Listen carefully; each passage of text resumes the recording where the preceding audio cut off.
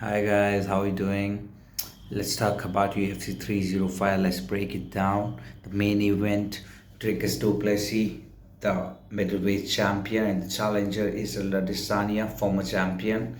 Let's break it down. The main event, and the next happening fight was Dan Hooker versus some other new guy, and it was amazing fight, guys.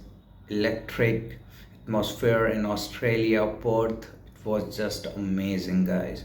You should have watched it live though, but I'm here to break it down for you guys. Dan Hooker outstruck the opponent by a significant strike, 265 to 64, and Israel Adesanya outstruck in strikes Dricus Du Plessis from 105 to 99. Though Dan Hooker got out wrestled, he got taken down 5 times out of 15. 15 attempts the opponent tried taking Dan Hooker down, and 5 times he was successful. And Israel Adesanya at the same time also got outclassed in wrestling department.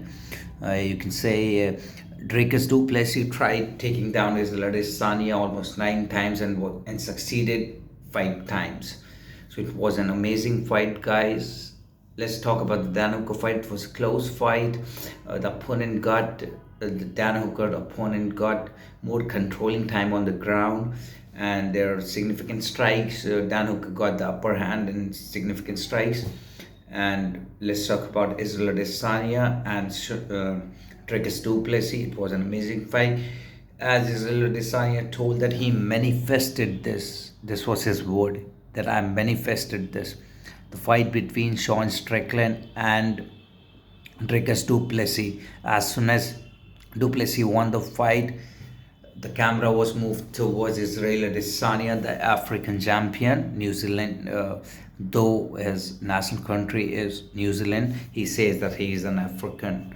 So the fight went through.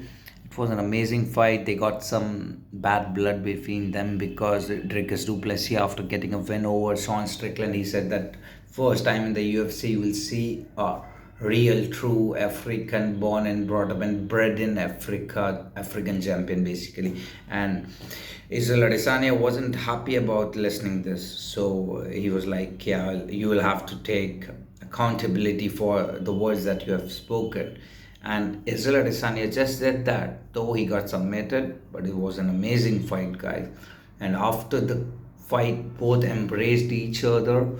Dricus Du Plessis acknowledged that he's just what a legend, the Hall of Famer UFC, a future Hall of Famer of UFC, Israel Adesanya. And Dricus Du Plessis apologized and said that I didn't mean what I said. It was taken out of context. Maybe it was in the adrenaline that he said some words that he shouldn't have, though he didn't mean it. So there was no bad blood at the end, and everything that ends well is well. So it was good.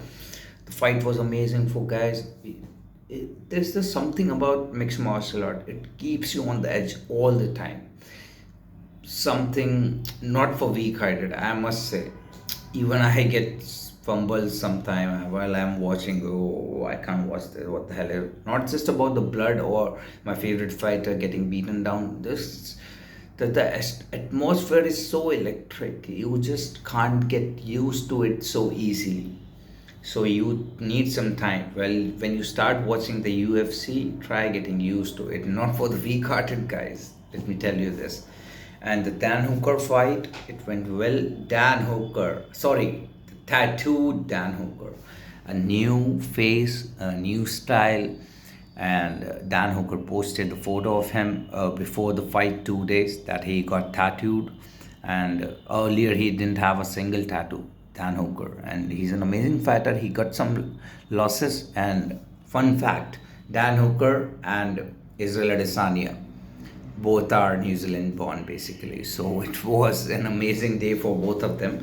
Though one won, Dan Hooker won, though the main event was lost by Israel Adesanya, but the legend he is will be remembered forever. So let's see what's next for Israel Adesanya. I think so he should go for the rematch with Sean Strickland first, then then again he should fight with Dricus Du Plessis. And Dan Hooker, good days are waiting for him. He has made a comeback from down because Israel Adesanya has always been up basically. Like he's the most, after Conor McGregor, the Money McGregor basically, notorious Conor McGregor. After him, the only guy that come close to him is Israel Adesanya, then John Jones, then the list goes on. So overall, UFC 305 lived up to the hype, and it was a great fight for the fans.